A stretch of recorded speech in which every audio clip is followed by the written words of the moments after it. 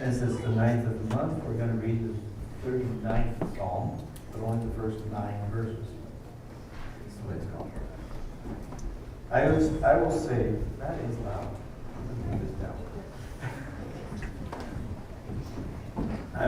I said, I will guard my ways, so that I may not sin with my tongue. I will guard my mouth with a muzzle, as long as the wicked are within my presence. I was speechless and quiet. I kept silent, even from speaking good, and my pain intensified. My heart grew hot within me. As I mused, a fire burned. I spoke with my tongue. Lord, make me aware of my end and the number of my days, so that I will know how short-lived I am. In fact, you have made my days just inches long, and my lifespan says nothing to you. Yes, every human being stands only as a vapor. Yes, a person goes about like a mere shadow. Indeed, they rush around in vain, gathering possessions without knowing who will get them. Now, Lord, what do I wait for? My hope is in you. Rescue me from all my transgressions. Do not make me the taunt of fools. I am speechless. I do not open my mouth because of what you have done. Let's pray. Father God, as you know, in Sunday school this morning we happened to be reading and studying about from James about the tongue and about the use of our words.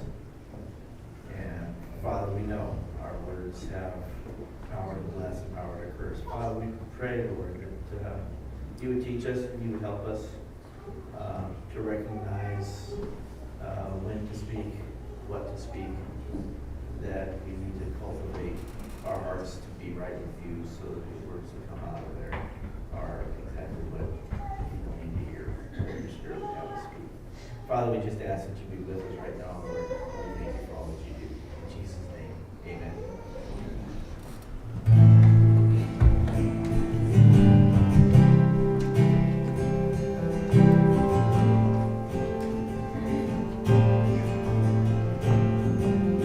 There's a place where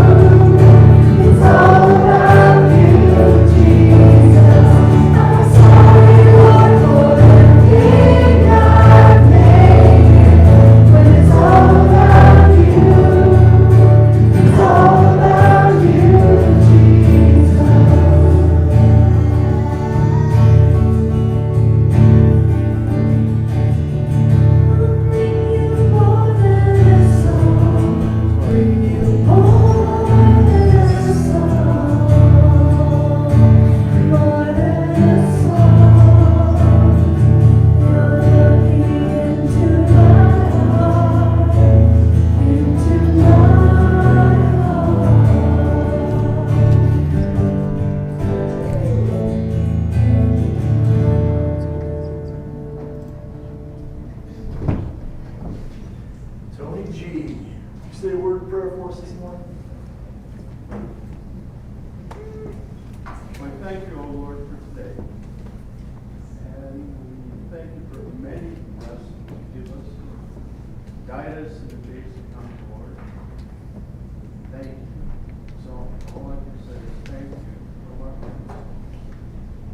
That you died for us, that we're here to worship you. In Jesus' name we pray. Go ahead and have a seat.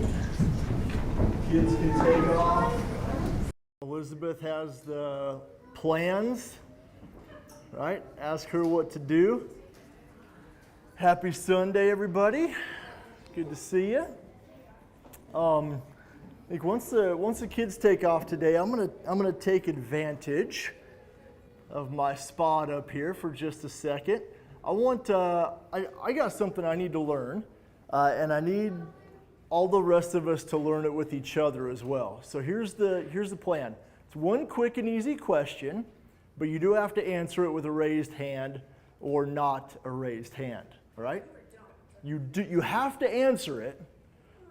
Oh yeah, because I need to know. I need to know, Rachel. I need to know. Here's the question. Have you played basketball, okay, at some sort of competitive level? It could be a really low competitive level, like I started in 3rd grade or something. It was kind of a wreck, but basketball at some sort of competitive level. Yeah? Got to raise your hand. I want to see. Because I want to learn some stuff here. Yeah, it could be really elementary school, middle school, high school, college. I don't think we have anyone in here that's like secretly, formerly semi-pro. Elizabeth Sharp could play. I knew that. Josh could play.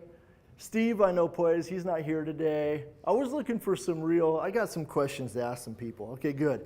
Thanks for that. Appreciate it. We're going to be in Psalm 1 and 2 today. We're going to be moving on with our series here of the Psalms. Did an overview last week, an introduction, the way I think the Psalms work, how they were gathered, why they are in the structure that they are, in the order they are. Talked about a bunch of numbers and all sorts of different things. But today we're going to focus on Psalms 1 and 2. And so I want you to turn there, but here's my basketball question. Got to start off with a story. I started playing basketball when I was really young. Liked it from the time I was a kid. I went to my first basketball camp in 4th or 5th grade, somewhere in that neighborhood. I liked to play. Basketball and track were the only 2 sports that I played competitively at the high school level.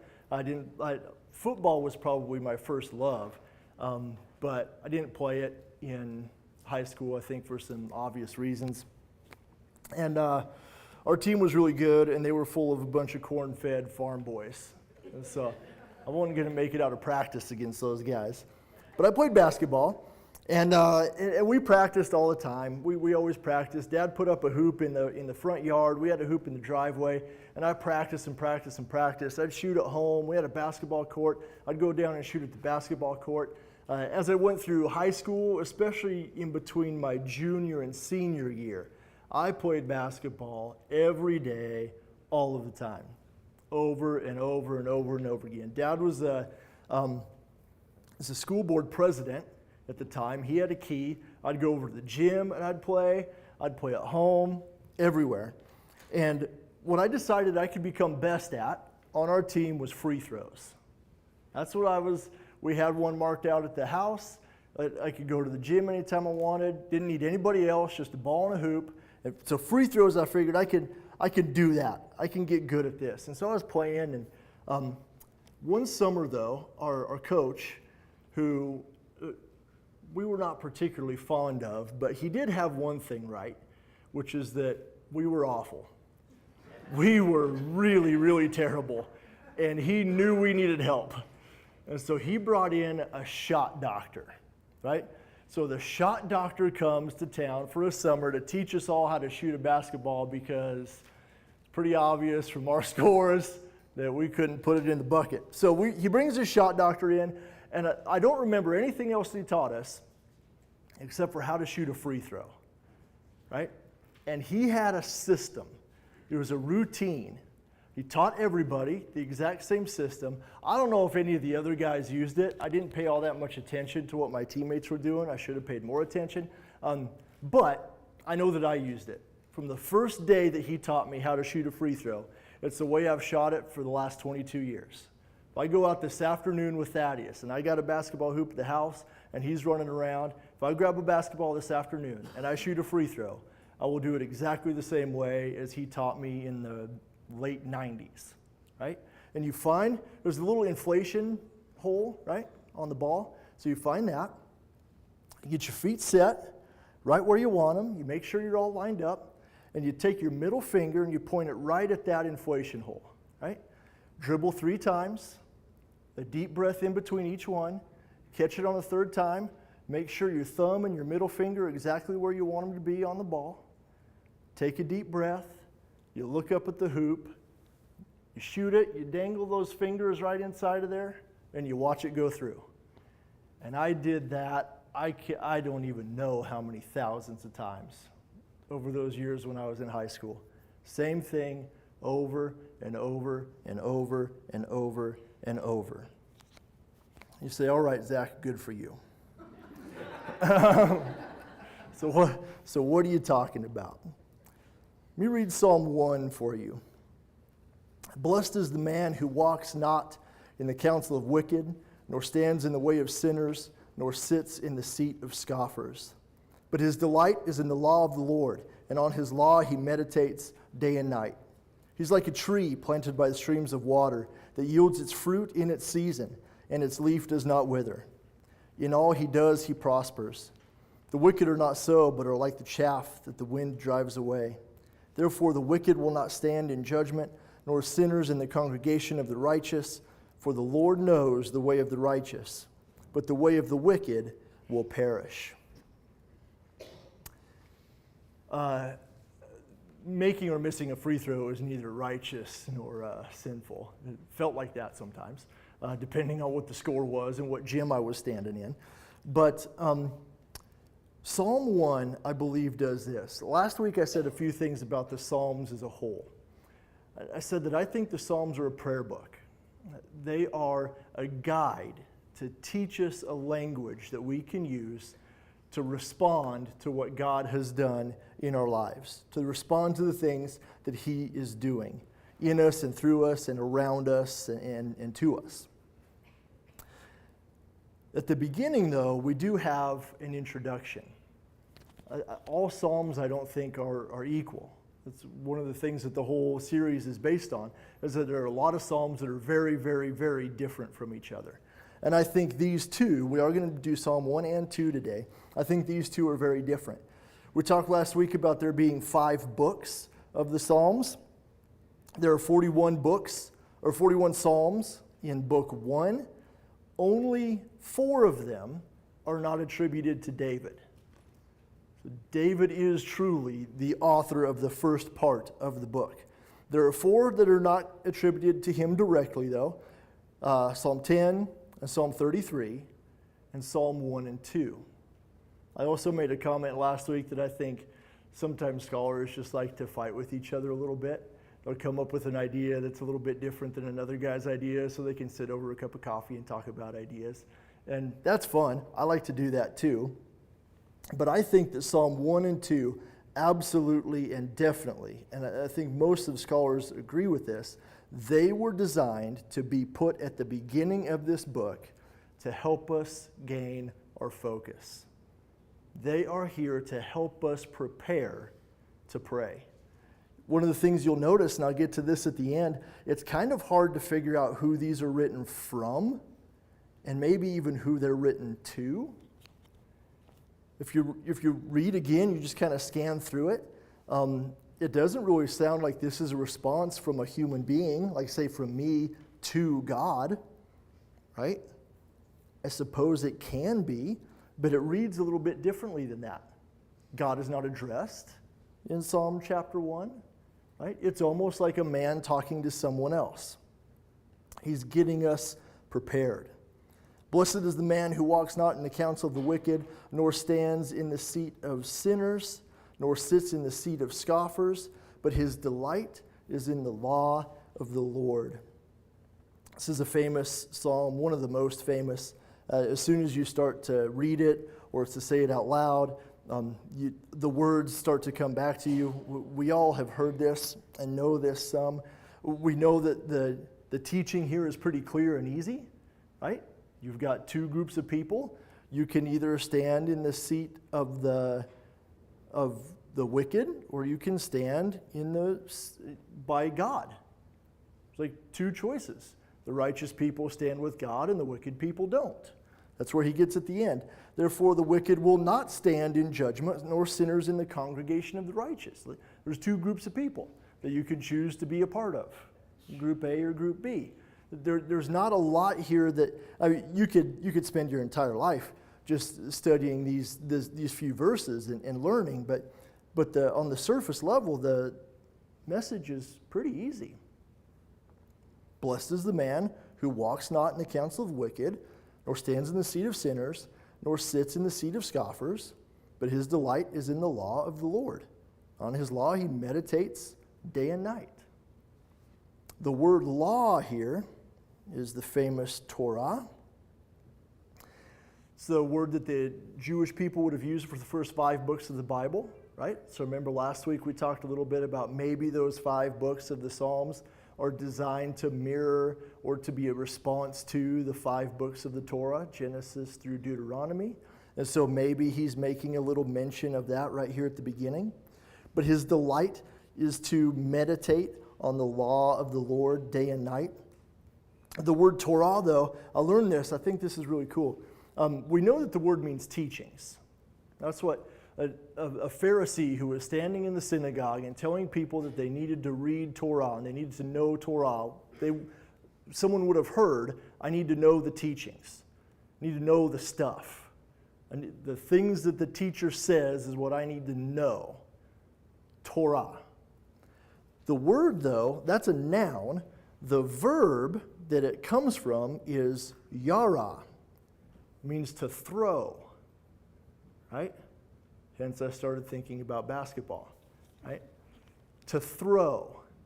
So when you throw something and it, like, say, hits the mark, Torah. You've done the teaching. You have thrown it and it has hit the place where it is supposed to be. The teacher has taught the teaching. The student has grasped the teaching. It was thrown. It hit the mark. Torah.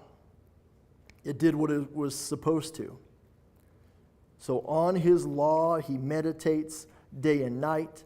Like a tree, he's planted by the streams of water that yield its fruit in season, and its leaf does not wither. In all he does, he prospers. But the wicked are not so. They're like chaff that the wind blows away. Therefore, the wicked will not stand in judgment, nor sinners in the congregation of the righteous. Darren has said up here for years and years and years that his definition for the word sin is an illegitimate need, an illegitimate attempt to meet a legitimate need, right? And then he often follows that idea up with saying the word sin itself means missing the mark. If you have a Strong's Concordance and you look up the word sin and you tap on it and it brings you up the definition, or you open your Bible and you follow I got to look at Geraldine here because I'll tell you a story in a minute. You open up your concordance and you look at it, sin is missing the mark. So suddenly then you have these two groups of people who are defined by two different things. They have a goal, they take a shot, right? Yara, they throw. Torah, the teachings, means they hit the target. Chata, you missed, means you didn't. And the Bible calls those words righteousness and sinful. You take your shot and you hit it or you don't. I'll teach you another little thing here real quick. This is sort of an aside, but you stick it in your back pocket because we're going to have to come back to this later. Many, many times, Hebrew writers will write in what's called a chiasm, which means that the main point that the writer wants you to understand is in the middle of the passage. It's not the beginning or the end. When I give a sermon, I have an introduction. I start you off someplace, right? I'm learning how to shoot free throws. And by the end of the sermon, I'm going to take you where that aimed, right? That's how I write my sermons. You have to bear with me because I usually only have one point, and it takes me all the way until the last minute of the sermon to get to my one point, and I'll lose a bunch of you along the way, but that's the way I construct my sermon. Jewish writers didn't always do that. So what you'll see in chapter 1 is that the first few verses link with the last few verses. That's why I have to tell you about the Torah hitting the mark and the sins missing the mark in verses 2 and verses 5. Right? See how I read all that part in the middle, but haven't talked about any of it yet? I haven't talked about any trees or how you get planted or leaves or chaff or anything. Because Jewish writers will link the end with the end, and then they sort of build a staircase, right? Verse 1 and 6 go together, and 2 and 5 go together, and 3 and 4 go together. So that's just a little tool to hold in your back pocket. We'll have to do that a bunch as we're going through the Psalms. But you have a goal. You have a mark. You hit it, Torah. You miss, chata. You hit it, righteousness. You miss it, sin. And so you have two different types of people, right? Let's go to verses 3 and 4. He's like a tree planted by streams of water. It yields its fruit in season, and its leaves never wither. In all he does, he prospers. But the wicked are not so. They're like chaff that the wind drives away. We have a contrast here, obviously. We just cut down a tree again out here in the back. There is a very, very, very, very big difference between a healthy 75-foot tall tree with leaves all over it and the dead leaves that have fallen on the ground and blow into the window well at the parsonage that I have to go dig out because it's full of crickets. Very, very, very big difference. The word planted in verse 3 could mean transplanted. This is where the guys get together, all the scholars, and they have a debate about whether it was planted or transplanted, and you got to pick your side, and you're one or the other. And so you could be planted, right? Like you could be planted in Jerusalem by the streams of water and everything grows. You could be transplanted because your whole population now lives in exile in Babylon, and you need to be planted by a new river, or else you're going to become the chaff that blows away. You could be planted by the river of life. But somehow or another, there's a difference between the people who meditate day and night on the law of the Lord. Their delight is Torah. Their delight is to hit the mark. And people who come up with schemes, who stand in the congregation of the wicked, who get ideas from other places, and they try to hit the mark, and they miss. And so the image here we have of the difference between those two people is a planted tree by streams of water, living water, or dead leaves, chaff, that is simply blown away by the wind. Right? You're all with me there. There's a contrast. It sets itself up as a chiasm, the first half and the last half. There's this side and that side. But it doesn't seem to be told to anyone, except for maybe everyone. It doesn't seem to necessarily come from anyone specific, except for maybe someone, whoever it is that says it. But what we don't have here yet is the goal. If this is an introduction, you say, okay, Zach, fine, fair enough. And you got the trees and you got this image, that's all fine. And you learned a little bit about how to write a Jewish poem. Good for you.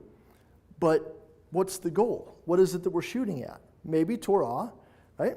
Maybe to do what's righteous. But let's look at chapter 2.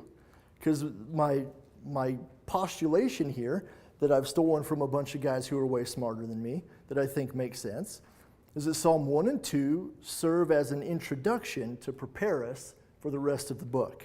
So let me read Psalm 2. Why do the nations rage and the peoples plot in vain? The kings of the earth set themselves, and the rulers take counsel together against the Lord and against his anointed, saying, let us burst their bonds apart and cast away their cords from us. He who sits in the heavens laughs, and the Lord holds them in derision. He mocks them. He makes fun of them. Then he will speak to them in his wrath and terrifying them in his fury, saying, as for me, I have set my king on Zion, my holy hill. I will tell of the decree. The Lord said to me, you are my son. Today I have begotten you. Ask of me, and I will make the nations your heritage, and the ends of the earth your possession. You shall break them with the rod of iron, and dash them in pieces like the potter's vessel. Now therefore, O kings, be wise. Be warned, O rulers of the earth. Serve the Lord with fear, and rejoice with trembling. Kiss the Son, lest he be angry, and you perish in the way. For his wrath is quickly kindled. Blessed are all who take refuge in him. So Psalm 2 then, when added to Psalm 1, gives us a little bit different flavor. I give you part of the end and then come back to the beginning just so that it sets some context. I think what we have at the very least at the end of Psalm chapter 2 is God himself speaking to his Messiah. Those are the two people that are involved in the conversation. Psalm 2 is a difficult thing for us to use as our own words to respond to God with, because I think he's talking about Jesus himself. Psalm 1, we know that there's two groups of people. We know a little bit about how it works. We know some of what it looks like to hit the mark and miss the mark, but what is the mark? What is it that we're actually aiming at? In Psalm chapter 2, we have two different groups as well. This time they're rulers, people who are in charge, people making decisions. And one side is plotting against God and his anointed, and the other side is God and his anointed. I'll let you decide which side is going to be which when the scales are weighed and it's righteous and wicked, right? But there's some interesting things to point out here that makes us think that these two psalms work sort of together to prepare us for the rest of the book. I thought about giving you guys a test, but I'm not going to do it. In Psalm chapter 2, verse 1, in the ESV, you'll see the word plot, right? The people's plot in vain. In Psalm 1, verse 2, you see the word meditates, day and night, right? Anybody have different words besides those two? Meditate and plot. You take a look at the translation you use the most, see if you have a difference there. Here's the problem though.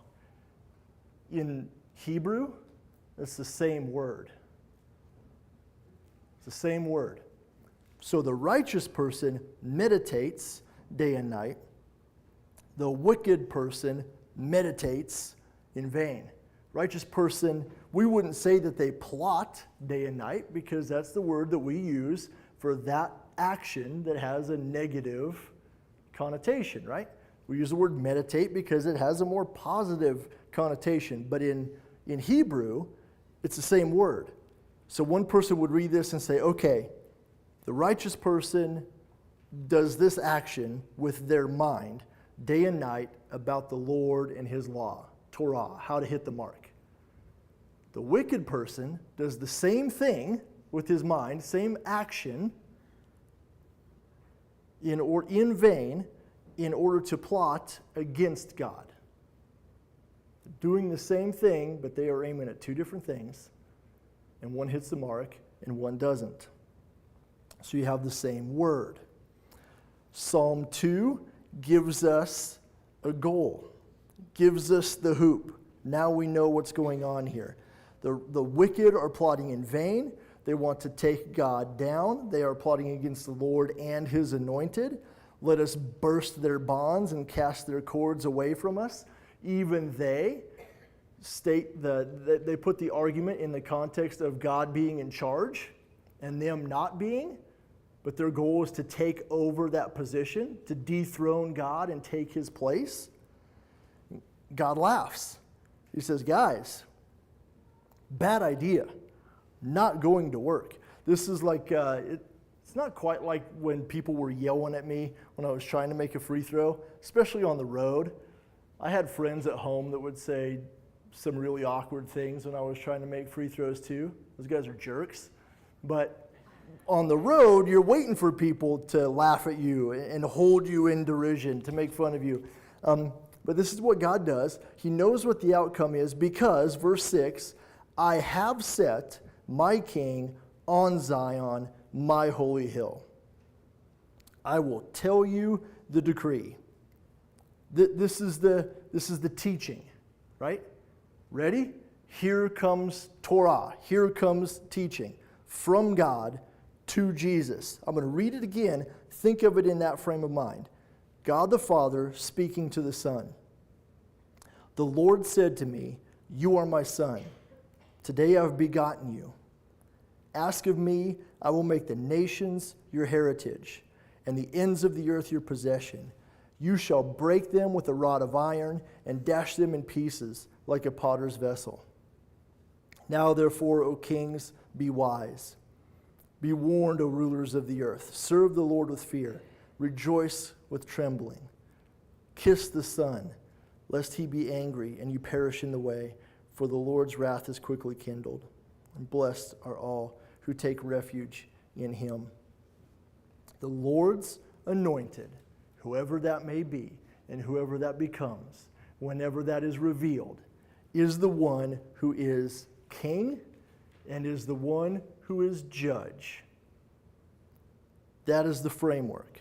And you better pay attention, because if you don't, there's going to be trouble.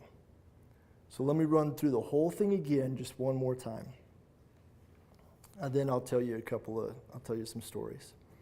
Try to tie this together with my one point that's at the very, very end, and you have to hold out to get it.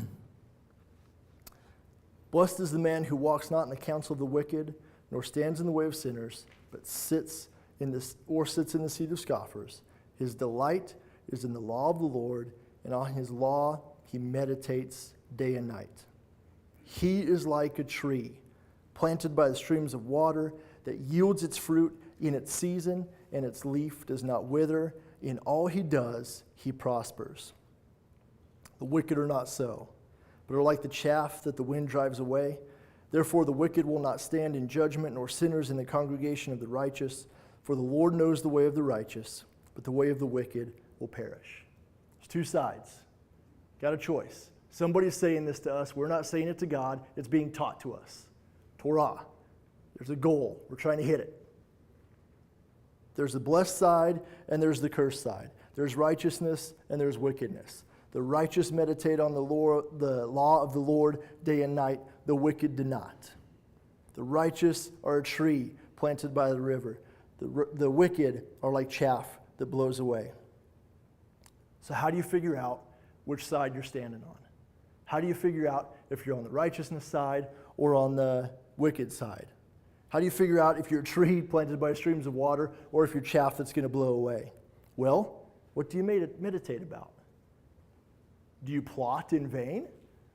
Or do you meditate on the law of the Lord? Why do the nations rage? The kings of the earth set themselves, and the rulers take counsel together against the Lord and against his anointed, saying, let us burst their bonds and cast away their cords from us. God can't possibly understand what he's doing. I better go help him.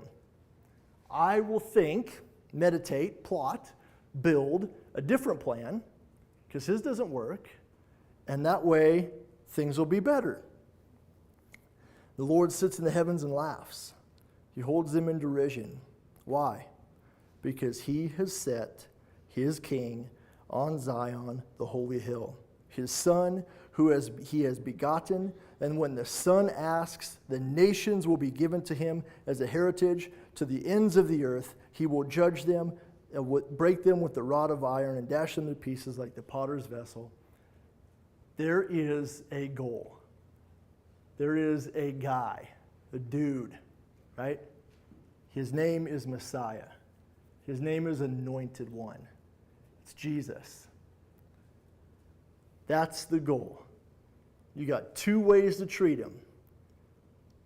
You can fall in submission to him, or you can plot to overthrow him.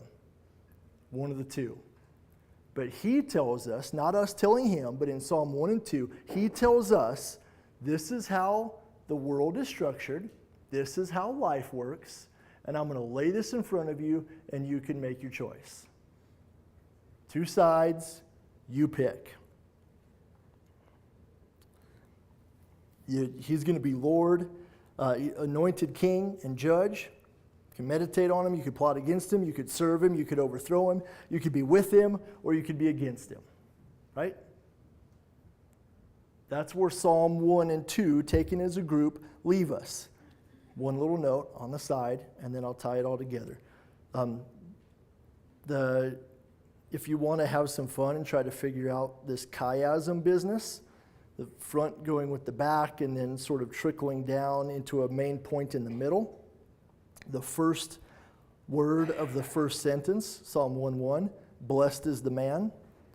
The last phrase of the last sentence, Psalm 2:12, blessed are all who take refuge in him. Right?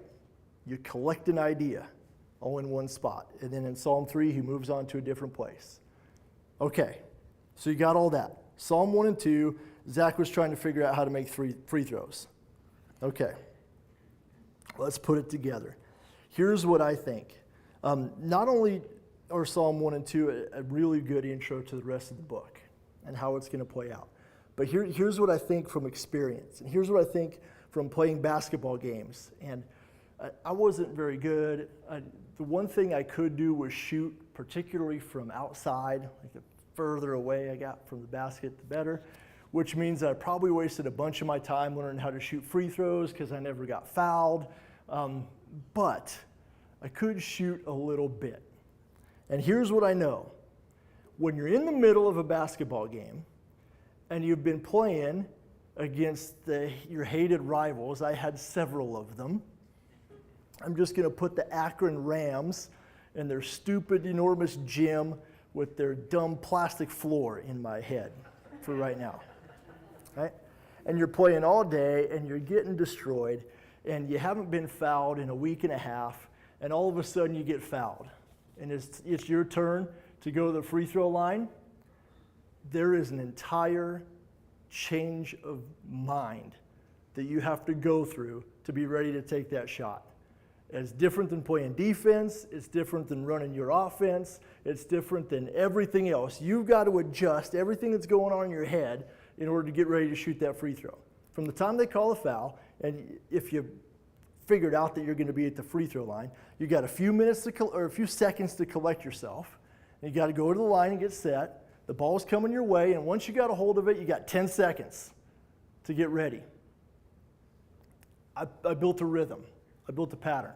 Same thing every single time so that I could adjust from being inside the game to shooting a free throw effectively as quickly as I possibly could, because you don't have a lot of time to deal with things. Anybody ever noticed that life's a bit of a whirlwind sometimes? Yeah? Anybody ever notice that? It's a little bit of an understatement. Well, when the wind blows, what we learned from Psalm 1 is there's two different types of plants. There's a tree that's planted by streams of water, and there's chaff that's blown away in the wind. Nowhere at all does any of this say that the wind isn't going to blow. Right? Nowhere at all do we get the understanding that, you know what, don't worry about it, because once you've been planted well enough, it's just going to be calm all the time. The wind is going to blow. And life, I think, is difficult. And there are times when we know we ought to pray. If somebody told us, like, what would you do in this situation? You say, pray. If somebody's in a mess and would you pray for me? If you give someone advice, you say, well, you should pray. But we also know, I think deep down, at least I do, that there are times when it is really, really, really hard to shift from the whirlwind that's going on around us inside of us into a place where we know we're in God's presence and we can pray and we can listen to Him respond and we can respond back and have a conversation because we know where we are planted. So here's what I think. I think Psalm 1 calms us down. I think Psalm 1 roots us a little bit. Psalm 1 gives us a place to stand, right? I've been fouled, I go into the stripe, and now I'm standing here. Psalm 2 gives us the target, shows us Messiah as king. The ball is here, I go through my process, I know what I'm shooting at, I know what the teaching is, I know what the goal is, and I'm going to shoot.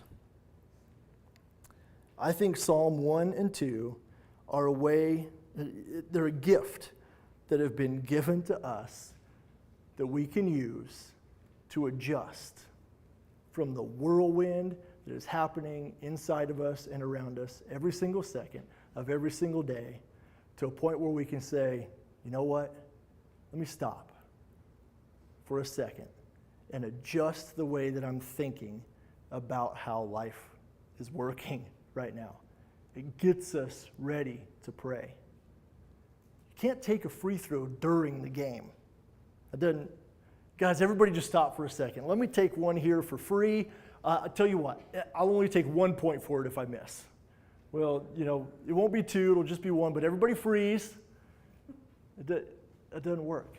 Sometimes what we need most is to just stop. To just stop. Let Psalm 1 calm us down. Let Psalm 2 show us that Jesus is King, that He is Lord, so that we can prepare to pray. Ever had anybody tell you, say, man, you know what, you ought to pray.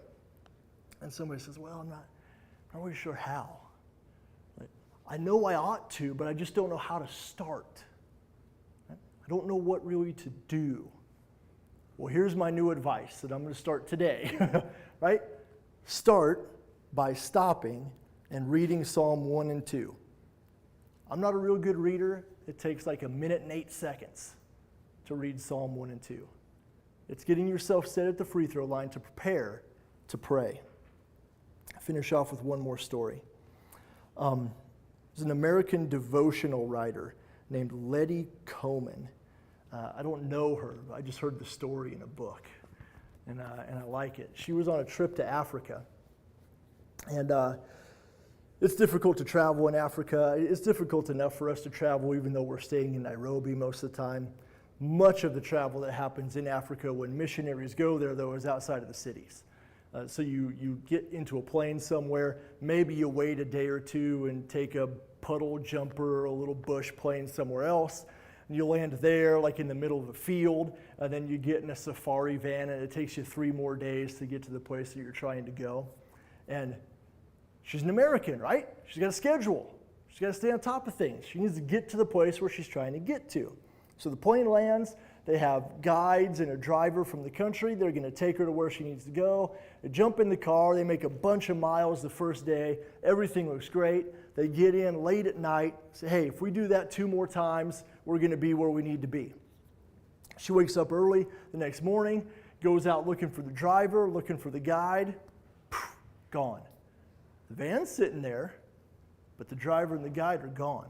She can't find them. Takes an hour to find them. Now she's stressed. We got to get going. We got to get on the road and get to the place where we're trying to get to. And the driver says no. And she's thinking to herself, weather, gorillas that are going to kill everybody, robbers, who knows what. She says, okay, well, why not? Why can't we get to where we need to go? We need to go there now. I'm on a schedule. We got to get there. And he said, we traveled too far yesterday. I need to wait for my soul to catch up to my body. Right? Only an African could say that. Only an African, right? Those guys are hilarious. But that's what this says. I'm not driving an inch until my soul catches back up to my body. I don't know what your story is, lady, but you can wait. Right?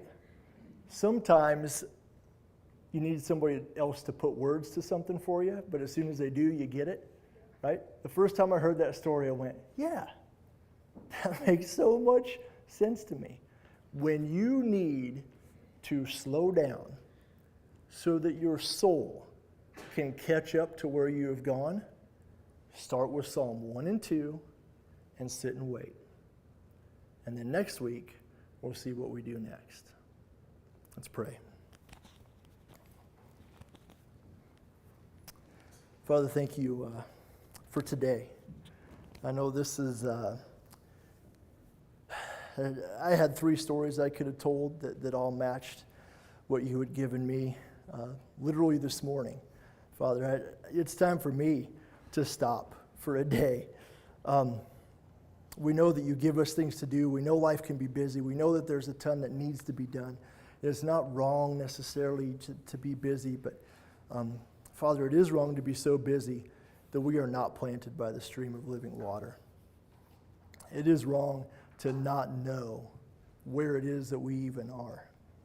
We have to be able to sit. We have to be able to let you plant us near the stream of water. It's hard enough for us to know where it is, much less to plant ourselves or to become a tree. But Father, I know that Psalm 1 and 2 are a gift for us. It takes 1.5 minutes to read.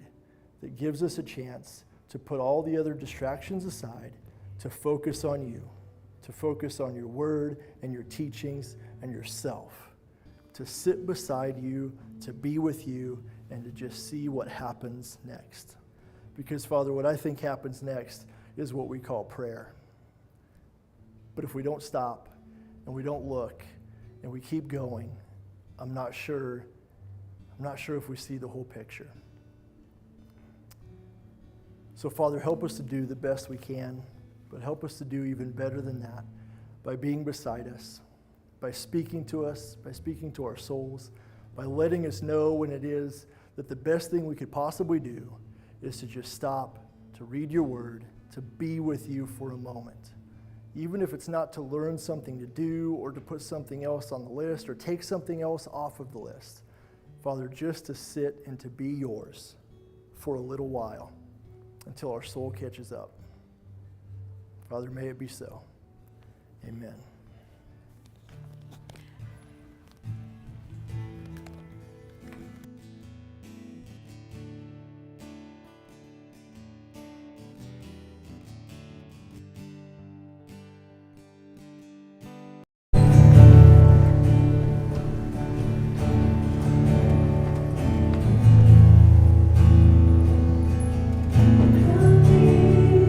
The Father's love for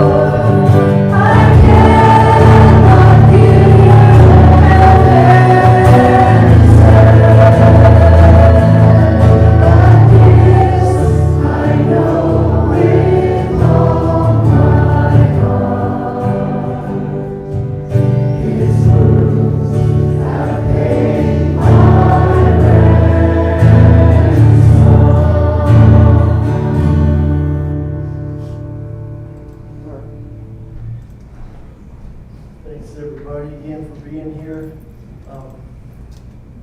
Know that Tana's dad's service is on Tuesday afternoon at 4. I'm grateful.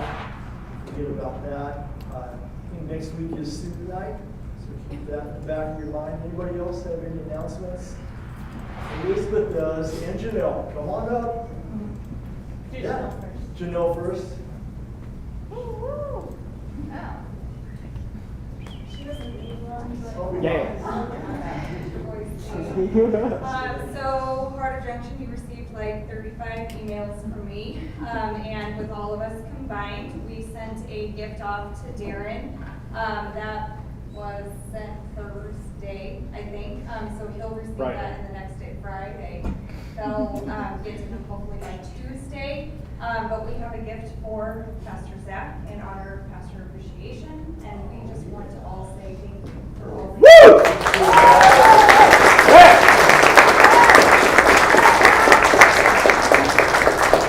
I've never seen my name written quite this way. So should I tell Darren to expect something, or should I keep it hidden? It is entirely. He's probably watching. Elizabeth? We are cleaning out the back coat closet, so if you've left something there for the last 6 years, get it, because I'm cleaning that out. I'm reorganizing the new area of the church, so get rid of it, it's gone. She was going to get ready to call it the lost and never found again. So now she's just going to throw it all away. Not gonna donate it, but if you want it, get it. Okay, good. Thank you so much, guys. Let me pray for you. Father, thank you for Sunday. I can't go through a Sunday morning without remembering the resurrection. Father, we are, if Jesus is the King, if he is the anointed one, that it is his birth and life and death and resurrection that are our teachings. That is where we stand. That is how we are planted, and that is how we are yours. And I would just pray that is true for everyone here today, Father. Would you bless them and keep them? Make your face to shine upon them and be gracious to them. Lift up your countenance on them and give them peace.